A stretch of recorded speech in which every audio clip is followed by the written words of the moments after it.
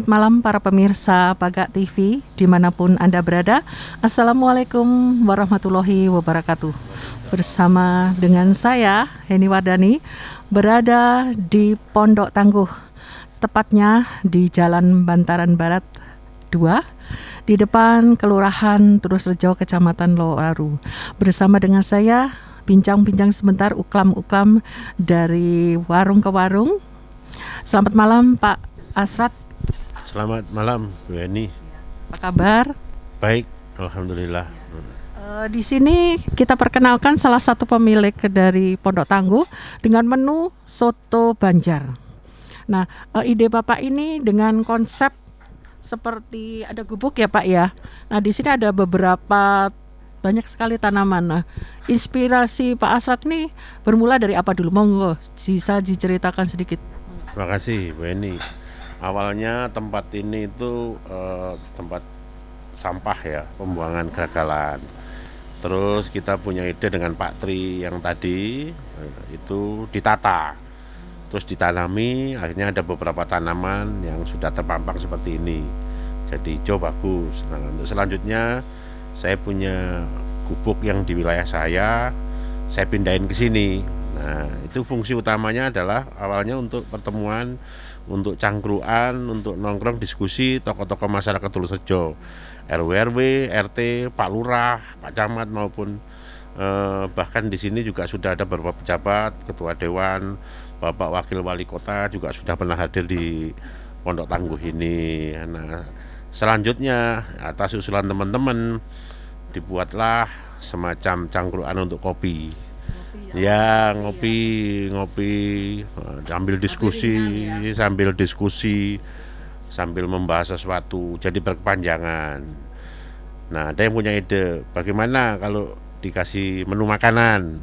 Nah, kebetulan kopi, snack-snack yang lain nggak ada, paling pisang rebus dan sebagainya. Tapi teman-teman punya usul, bagaimana kalau dikasih menu makanan? Nah, karena saya itu punya istri orang Banjar, kebetulan dia punya keahlian membuat soto Banjar, maka dibuatlah menu soto Banjar ini. Nah, soto Banjar ini juga sudah banyak sebetulnya, tapi di Pondok Tangguh kopi dan soto Banjar ini kita memiliki ciri khas, aromanya, baunya, wanginya, betul-betul khasnya Banjarmasin asli. Sehingga nanti apabila para pemirsa pengen butuh soto Banjar yang enak rasanya, bisa datang di sini. Pondok Tangguh Kopi dan Soto Banjar di depan Kelurahan Terusrejo persis, Bantaran Barat 2. Nah, seperti itu dan berjalan sampai sekarang. Dan alhamdulillah pada malam ini kedatangan anggota DPR RI dari fraksi Gerindra, Bapak Moreno juga tadi temu tokoh. Kita diskusi, beliau menyerap aspirasi langsung dari masyarakat, sehingga masyarakat memang ada timbal balik membutuhkan saluran aspirasi. Nah, pihak pemerintah sendiri juga bisa menyalurkan aspirasi yang sudah disampaikan oleh masyarakat. Dan alhamdulillah ini tadi berjalan lancar dan sukses. Acara agak sedikit terburu-buru karena terbentur oleh waktu, azan maghrib, taraweh dan sebagainya, tapi dipersingkat. Tapi tidak lepas dari inti dari tujuan kita bertemu adalah bagaimana terjalin simbolis mutualisme, satu membutuhkan, satu juga dibutuhkan, sehingga inilah yang paling bagus berinteraksi antara pejabat pemerintah dengan masyarakat. Harusnya seperti ini menjadi contoh untuk pejabat-pejabat lain, bertatap muka langsung, bertemu langsung, bisa komunikasi dengan rakyat dan warganya. Sebagai Bapak RW, ini ya banyak sekali program-program dari Pak Asrat untuk warga di sini juga ya. Ya, sudah lama Bapak menjabat juga sebagai pemilik Pondok Tangguh ini juga sebagai Bapak RW 3. Ke pondok ini saya buat hampir 4 tahun. Nah, di sini saya alihkan, saya pindah di sini hampir 1 tahun. Sebelumnya ada di RW 3. Di RW 3 karena pemilik tanah tidak berkenan, saya pindah ke sini. Nah, semakin ke sini banyaklah manfaat, teman-teman berkumpul dan sebagainya. Nah, kita juga bisa berdiskusi program-program yang disampaikan oleh pemerintah terkait dengan pembangunan dan sebagainya. Banyak rapat, banyak koordinasi, banyak pertemuan ibu PKK dilakukan di pondok ini. Beberapa kali dipakai, mohon izin sama saya untuk dipergunakan, saya persilakan. Jadi ya kegiatannya manfaat sekali. Terus saya selaku ketua RW, alhamdulillah punya tujuan sangat jelas, yaitu pengen bagaimana masyarakat itu mendapatkan hak mereka ya, terkait dengan pembangunan ya. Kan banyak pembangunan itu drainase, jalan yang sudah rusak. Dengan adanya banyak program, Bapak sudah mewujudkan Bapak Asrat sudah mewujudkan cita-citanya untuk masyarakat di sini dengan adanya pembangkit listrik dengan tenaga solar ya Pak. Ya betul, alhamdulillah. Nah ini satu kesempatan yang tidak saya lewatkan ketika ada program dari Bapak Moreno Suprapto terkait beliau sebagai Komisi 7 fraksi Gerindra, yaitu terkait dengan SDM dan energi. Nah salah satu program adalah pemasangan PJCS listrik tenaga solar cell itu. Nah ini sudah terpasang di Tulus-Rejo sebanyak 10 buah. Dan itu ada di hampir 6 RW. 6 RW. Ya, sudah realisasi. Dan kekurangan dari 9 RW selanjutnya, Pak Moreno datang. Nah, itulah tadi terjadi dialog interaktif, maka muncul pertanyaan dan muncul kebutuhan bagaimana melanjutkan sisa beberapa titik yang belum terrealisasi di wilayah Tulus-Rejo. Alhamdulillah harapannya semua bisa terrealisasi dan beliau juga sudah menjanjikan mudah-mudahan itu bisa secepatnya kita bisa mendapat perangan, karena PJU solar cell ini cukup membantu ketika listrik padam ini tetap nyala ya. Dan salah satu manfaat daripada solar cell ini ditempatkan di titik-titik yang rawan. Ada beberapa titik yang rawan. Selama ini sudah diterangi oleh tiang PJU ini dan kondisinya sudah cukup aman. Kalau dulu kan gelap, pencurian, banyak pencurian sepeda motor. Dan di titik yang gelap sudah dipasangi oleh PJS ini, solar cell ini cukup. Jadi dia ada jamnya pada saat maghrib sampai pagi setelah subuh ya, itu sama teknisinya di setel. Artinya ada remote. Matinya jam berapa? Jam 5 ya? Jam 5 pagi dia udah mati. Nah hidupnya jam 18.00, jam 6 pas ya, titik jam 6 dia langsung nyala. Walaupun gelap, kalau belum disetel nggak bisa, belum waktunya nggak bisa nyala. Terus itu. Ini saya lihat ada Pak Asrat, ada kolam ikan ya. Nah ini Bapak menggunakan fasilitas untuk warga atau dijual sendiri atau bagaimana, bisa menjelaskan? Lan ini kita dapat bantuan dari Dinas Perikanan dan Pertanian Pangan, Ketahanan Pangan. Kami dapat 1 kolam berupa dapat bantuan kolam plus bibit. Nah karena saya juga cukup lumayan berpengalaman pengelolaan ikan. Ini hanya sebagai contoh untuk memotivasi RW-RW lain mungkin terkait mereka ingin ada pemberdayaan kegiatan perikanan. Ini contohnya. Kemarin itu ditebar bibit 500. Hasil panennya gimana Pak Serat? Hasil panennya kebetulan ada dari rekan RW juga yang langsung diborong semua. Ya kemarin panen 25 kilo diborong. Uangnya nanti dipersiapkan untuk membeli bibit. Bibit lagi diputar mungkin lebih banyak dari ini. Nah ini uangnya diputar lagi. Nah ini ada tambahan dari temen masih 1 kolam. Ya tapi ini juga ada bantuan yang masih belum, sudah diajukan tapi belum realisasi. Kurang lebih ada berapa bulan panen? Panennya 2 bulan. Kalau ya 2 bulan panen. Ya tergantung bibit. Kalau bibitnya cukup kecil bisa 3 bulan. Kalau bibitnya lumayan ukurannya sedang antara 7 cm sampai 9 cm itu bisa 2 bulan udah panen. Iya 2 bulan cukup sudah panen. Iya cepat. Ya tapi ya secara teknis memang harus menguasai. Kalau nggak menguasai ya banyak yang mati. Berarti perlu ekstra untuk pembibitan ini menjadi apa? Cikal bakalnya lele. Harus benar-benar juga sirkulasi oksigennya, ininya airnya gitu ya Pak. Iya. Ya, secara teknis pengetahuan terkait dengan pengelolaan memang harus menguasai. Tapi kalau mau belajar lama-lama pasti bisa menguasai. Sing. Jadi kalau misalnya ini sudah berjalan, mungkin ada proyek lain. Sepertinya di sini banyak sekali tanaman-tanaman yang berfungsi obat-obatan. Ya, ini proyeknya yang akan datang, kita ngikuti lomba urban farmingnya kelurahan. Ini lagi mau ditanam beberapa tanaman herbal, ada jahe, ada kunyit, ada beberapa tanaman herbal. Ini sudah ada yang namanya apa yang pahit, Pare, bukan ini yang pahit Jahe. itu macam-macam ya ada beberapa macam-macam rempah, ada berbagai macam-macam sayuran. Ini kan malam, kalau pagi kelihatan jelas. Ini tadi barusan kemarin baru panen ubi.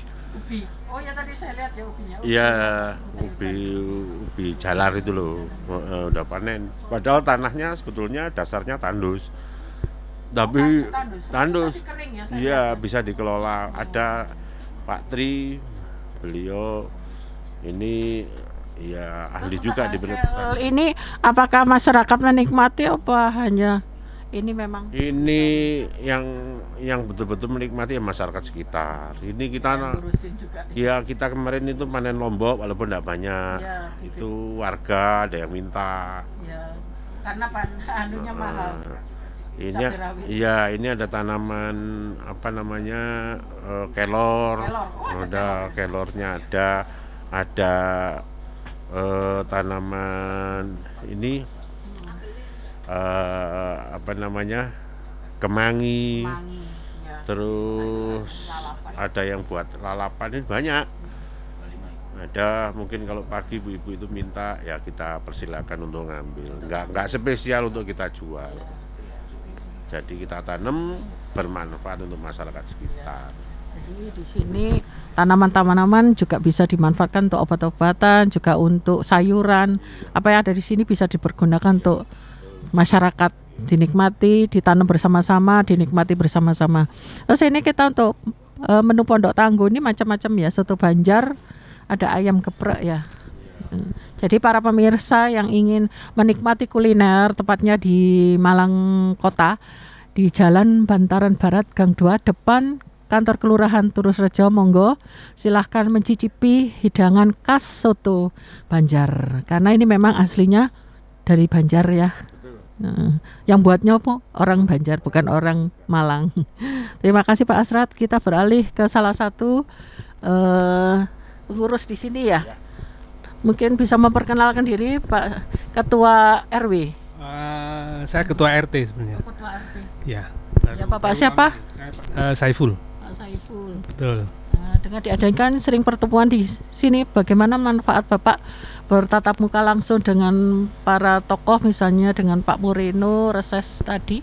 Ya, sebenarnya saya sendiri adalah ASN, jadi saya juga pelayan masyarakat, pelayan masyarakat. Tentu sesuai dengan tugas dan fungsi saya kebetulan saya bekerja di Litbang Pertanian. Oh, di Bank Pertanian. Itu tugasnya apa aja Pak, Bank Pertanian? Kalau di Bank Pertanian saya secara garis besarnya merakit teknologi, kemudian menyebarkan teknologi itu ke masyarakat. Termasuk diantaranya beberapa waktu yang lalu kami juga menyebar bantuan bibit pepaya ke seluruh masyarakat di sini. Kalau sejauh yang memang diperlukan masyarakat, misalnya pelatihan dan sejenisnya, tentu kami siap untuk melayani hal-hal semacam itu. Buktinya di sini juga banyak sudah pepayanya sudah berbuah ya Pak ya. Ini jenis apa? Kailan apa? Ini campuran ini. Sebelumnya sudah ada dari Pak Tri tadi yang nanam, kemudian dicampur dengan yang sempat kami bantukan dari varietas merah delima. Merah delima. Iya. Itu berapa bulan panen? Kalau pepaya sekitar 9 bulan sudah lama panen. ya, Pak, ya? Iya lama. Mulai dari tunas sampai Mulai tanam, mulai semai sampai berbuah kira-kira 9 bulan lah. Di Iya. sini ada pohon mangga juga ada ya. Ya, Kak. Durian juga ada ya. Durian, mangga kalau ini sudah lama kayaknya Mangga ya, di sini sejak ya. awal Ha-ha. pertama. Sebelum Pak Ada Asra, singkong sebelum ada pondok ini itu sudah ada. Jadi Iya. di sini tanahnya lahan pertama lahan kosong ya Pak. Lahan kosong Semen sempat satu. jadi apa dulu? Tempat sampah apa terus Oh, gitu. dibersihkan. Ini tanah milik? Pemda kalau nggak salah ya. Pemda ya? Milik Pemda ya. Pemda, Kemudian jadi kita bisa dipakai ya. betul untuk kepentingan masyarakat kita bikin seperti ini. Ya. Saya hanya mendukung saja. Ya menemani jagongan lah di sini. Jagongan. Iya, barangkali ada yang bisa kita sharing. Kemudian tadi sempat juga saya informasikan kepada masyarakat kalau hanya benih sayur lokal kita bisa bantu sekedarnya ya. Silakan ajukan surat resmi ke kantor, nanti kita bisa serahkan. Ya. Jadi misalnya unek-unek aspirasi dari masyarakat Tulus Rejo ini bisa ditampung ya Pak ya. Bisa, tentu saja sesuai dengan tugas dan fungsi kami di penelitian dan pengembangan ya. Kalau di luar itu mungkin kantor lain. Kantor lain. Betul ya. Ya. Dengan adanya kerjasama dengan Bapak Asrat ini gimana nih? Pak Asrat ini geliatnya luar biasa kayaknya ya. Benar sekali. Apa ya? Boleh dibilang jatuh bangun lah. Pokoknya dia nggak mau jatuh terus, bangun lagi. Jatuh bangun. Saya- Misalnya Pak, apa Pak? Kita sempat bareng-bareng sama bapak-bapak di sini bikin blok di sana, di sebelah utara sana hidroponik. Dan karena satu lain dan hal akhirnya agak merosot begitu, bangkit lagi, bikin lagi di sini ya. Pokoknya enggak ini itu saya sukanya Pak Asrat tuh enggak mau menyerah terus asal itu untuk masyarakat, beliau betul apapun ya beliau lakukan ya betul. Kerjasama bahu membahu. Iya betul. Bahu membahu. Iya. Demikian para pemirsa Pagak TV, kita sudah bincang-bincang banyak sekali yang aspirasi dari Kelurahan Tulus Rejo, terutama masyarakat di sini luar biasa. Jadi harus ada sinergi antara masyarakat akan mendukung ya di sini. Boleh Pak. Alangkah baiknya memang kalau instansi pemerintah termasuk dewan itu lebih sering berinteraksi ya dengan masyarakat, karena ada banyak hal-hal detail yang mungkin beliau tidak tahu ya, sehingga dengan demikian menjadi dekat publik dengan instansi itu menjadi dekat, sehingga semangat pembangunan itu aspirasinya dari bawah bisa terwujud, bukan kalau bahasa Maduranya bottom up gitu ya, bottom up, bukan hanya top down. Kalau dulu top down kan, nah sekarang kan maunya sebenarnya kan bottom up, sehingga ada skema musrembang kan, itu maksudnya kan supaya aspirasi dari bawah bisa diangkat ke atas. Dan saya pikir musrembang yang formal itu oke, tapi saya kira belum cukup, sehingga pertemuan-pertemuan informal seperti yang dilaksanakan Pak Morino tadi itu sangat-sangat penting, karena lebih interaktif, lebih interaktif dan los gitu loh, lepas itu nggak formal gitu, sehingga betul ya keluar saja kan dari apa adanya, mereka punya masalah di masyarakat itu yang miring diomongkan miring. Kira-kira Bapak menginginkan berapa kali dalam misalnya pandemi kan sulit ya Pak ya. Betul, mungkin ya. Paling enggak dalam 1 tahun berapa kali kunjungan gitu ya. Sekurang-kurangnya mungkin 3 ya. Kira-kira begini kalau logika saya begini, kalau di awal itu seputar harapan, perencanaan dan sejenisnya, di tengah itu monitor begitu, nanti di ujungnya evaluasinya, sehingga nanti kita tahu tahun depannya mau ngapain lagi. Kurang minimal 3 lah itu ya. Kalau lebih sering sih mungkin lebih baik, cuma kan ada keterbatasan waktu, mungkin juga biaya gitu. Saya pikir 3 masih sudah cukup ya. Mungkin selain mungkin Bapak dewannya, mungkin dari dewan kotanya ya Pak ya. Betul, ya. Sesuai dengan wilayahnya, mungkin dari Dapil Lowaru, para dewan yang berada di Lowaru mungkin bisa sesering mungkin bertatap muka dengan para masyarakat, terutama di Kecamatan Lowaru, Kelurahan Tulus Rejo. Tepatnya warga sini ya Pak ya, dengan RW, RT dan beberapa lembaga lainnya ya yang berkaitan dengan ini. Gitu Pak. Iya, karena saya kira hampir pasti ya apa yang sudah direncanakan, diimplementasikan. Ketika implementasi kan ada kendala-kendala yang barangkali saja dari pihak dinas atau dewan tidak tahu. Nah, dengan pertemuan seperti itu dinas terkait, kemudian dewan juga bisa tahu langsung kenyataan implementasi itu seperti apa, kemudian jalan keluarnya seperti apa, bisa didiskusikan pada saat itu. Gitu. Nggih. Ada lagi? Saya kira cukup itu dulu. Nggih. Terima kasih, kami dari Pagak TV mengucapkan terima kasih atas sedikit aspirasi dari Bapak. Semoga ini akan bisa ditampung oleh para dewan-dewan kita, terutama yang tadi kita mengadakan reses dari Bapak Murino Suprapto dari DPR RI. Demikian para pemirsa liputan Heni Wardani sini. Terima kasih. Selamat malam. Wassalamualaikum warahmatullahi wabarakatuh.